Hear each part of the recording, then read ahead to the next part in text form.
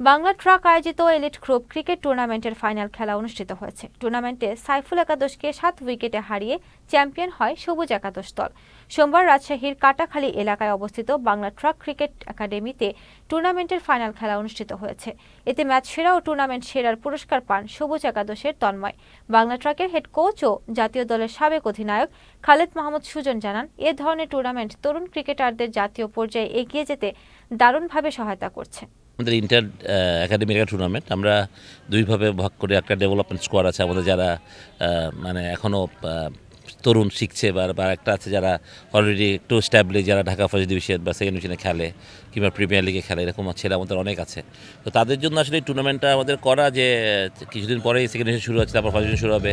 তো তাদেরকে তৈরি করার জন্যই আমরা আসলে এগুলো করতেছি, যে তারা যাতে বিফোর গো টু ঢাকা তারা যদি এই মানে আমরা প্রচুর পরিমাণে ম্যাচ খেলি, কিন্তু আমরা গেম সেন্সে ট্রেনিং করি, বাট সেটা যেহেতু কোনো কম্পিটিটিভ আকারে হয় না, তার সিরিয়াসনেসটা কম থাকে, যার ফলে আমরা এই কম্পিটিটিভ আকারে করেছি, যেতে সিরিয়াস থাকে, চ্যাম্পিয়ন প্রাইজ আছে, পুরস্কার আছে, ব্যাচ ফিজ আছে।